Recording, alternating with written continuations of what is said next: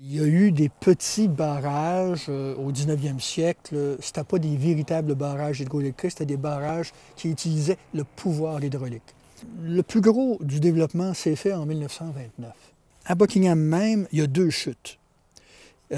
Aujourd'hui, si vous traversez le pont dans le village de Buckingham, dans la ville de Buckingham, qui fait partie de Gatineau, eh bien, vous allez voir du côté sud un barrage, et c'est le barrage Dufresne. Il y avait là une énorme chute, une magnifique chute qui était dans le paysage. Ce barrage-là a été construit relativement tardivement, par exemple. Ça remonte seulement autour des... vers 1950-52. Jusqu'à ce moment-là, l'eau faisait fonctionner un moulin qui était juste au sud de la chute. Un peu plus en haut, ce qu'on appelle la chute du haut, ou le Upper Falls, là où se trouve l'industrie Albright et Wilson. Cette entreprise a un barrage qui a été érigé dans les années 20, vers la fin des années 20. Du côté de Buckingham même, il y a ce qu'on appelle le château d'eau. Ce château d'eau produisait de l'électricité et en même temps que c'était un château d'eau.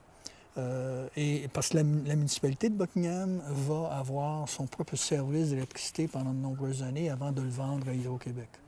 La McLaren, c'est en 1929 qu'ils décident de déménager leur pénate à Masson. Alors, ils ont construit leur usine de pâte et papier, c'était leur grand rêve. Donc, c'est en 1929 qu'ils vont démarrer ces opérations qui sont énormes parce que ça voulait dire, à cause du besoin de pouvoir d'énergie hydroélectrique, ils ont harnaché à ce moment-là le High Falls, la grande chute qui est au sud de Val-des-Bois.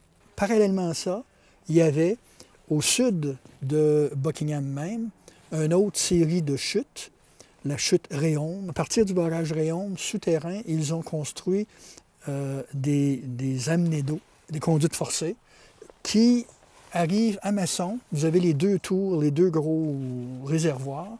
Ça alimente la centrale qui est située à Masson. Et à peu près au même moment, on a en 1944 la création de la coopérative d'électricité de Papineau.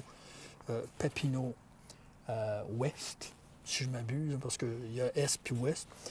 Et cette coopérative va réussir à faire une entente, à signer une entente avec la McLaren pour obtenir de l'électricité de High Falls pour pouvoir commencer à desservir l'ensemble des petits villages, des localités rurales du coin ici. Parce qu'à partir du moment où tu rentres l'électricité d'un ferme, tu modernises l'agriculture, ce qui permet de libérer énormément de main-d'œuvre. Beaucoup de jeunes sur les fermes, au lieu d'être obligés d'avoir beaucoup de gens pour faire la traite se fait avec des treilleuses. À ce moment-là, tous ces jeunes-là continuent leurs études et finissent par aller travailler en industrie et ailleurs, un peu partout au Québec. Donc, ça, c'est une révolution réellement sur le plan économique.